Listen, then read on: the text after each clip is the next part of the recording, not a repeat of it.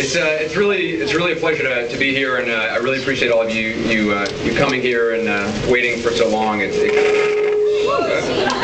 can't have been all that pleasant waiting. It's very strange to actually see my book out in print. I mean, writing is such a personal, sort of intimate act, and then all of a sudden to have this book out there, and it's very strange. I've actually had to stop going to bookstores because I'm paranoid that someone's going to spot me like loitering near my book, sort of protecting it. So I grew up in a house that was filled with books, and writing. Wow. Writing has always been something very important to me, and it's always the power of the written word is something that I really grew up with. So to actually write a book of my own has meant a lot. When I was a kid, I used to I had a mild form of dyslexia, so I used to not really read too much. My brother had like the whole Hardy Boys series, and I would actually pretend to read them. I'd sort of hold them up, looking at them as if I was reading, but I didn't actually read much. But so again, to have a book out, it really is very meaningful. When I graduated college, I really wasn't sure what to do with my life. I didn't know, I wasn't sure I wanted to be a reporter. I wasn't sure what to do, and I asked my mom for advice. And some of you may know the story. And my mom is a wonderful, amazing woman, but not the most practical lady on the planet. And she, when I was a kid, I used to ask her for like advice when I was going for a job interview, and she'd say things to me like, "Wear vertical stripes because they're slimming," and it's not really all that helpful. And her advice upon graduating college was follow your bliss, which exactly, Joseph Campbell. She'd been watching Bill Moyers interview Joseph Campbell on public television and borrowed his advice. Thankfully, she wasn't watching Montel Williams, or else God knows what she would have told me. But follow your bliss, I wanted something a little more specific, like plastics or something that would actually give me some direction. But it turned out follow your bliss was pretty good advice. The problem, of course, always, as it is for all of us, is finding our bliss and figuring out what it is that we want to do.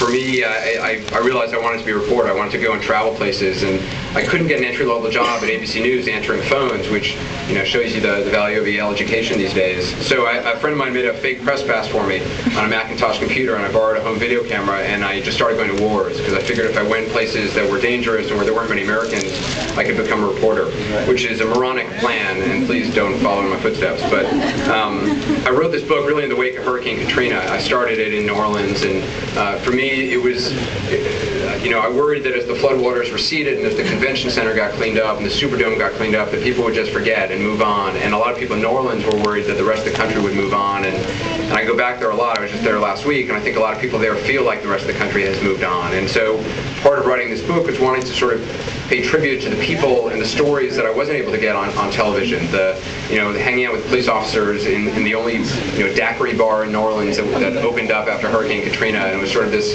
surreal scene of it was like the bar from Star Wars. It was this cast of characters from all around the country who were there to help, and I wanted to honor their sacrifices and the heroism and the compassion that I was seeing all around me. Also, though, in a storm, like in disasters, I don't know if you know this, but after a while celebrities start to show up, which is sort of a very odd thing. So even in the midst of this tragedy, there's sort of this surreal aspect to it. One day I saw Dr. Phil,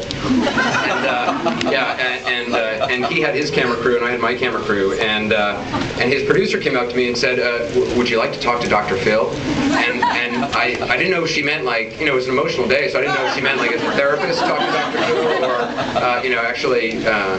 But so I ended up doing the weirdest interview of my life, where I was interviewing Dr. Phil with my camera crew, and he had his camera crew, and I still to this day don't know if I was interviewing him or he was interviewing me. But then to top it all off, that same day, later that night, a police car pulled up from Jefferson Parish, a nearby parish outside Orleans Parish, and this guy, police officer, gets out with a ponytail. And I said to myself, that looks like Steven Seagal. And then I squinted, I looked closer, and I said, oh my God, that is Steven Seagal. And Steven Seagal was out on patrol with the police in Jefferson Parish, and he was in uniform, he was going out with the SWAT team. And it was one of those sort of surreal, you can't make that up, that Steven Seagal would be out on patrol. And so I went up to him and I said, Mr. Seagal, what are you doing here? And he said, I'm not even here, man. I'm not even here. I'm just doing my thing. I was like, all right, sounds good. All right, that's cool. He's like, I'm not doing that Sean Penn, thing. I'm here for the work, man. I was like, all right, whatever. A few minutes later, he got ready to leave, and as he left, he gave me a little Buddhist bow, which is, the way any conversation with Steven Seagal should end, I think. And of course, the next night, I saw him on MSNBC talking to Rita Cosby, so I was like, oh yeah, really on the down low doing the work. But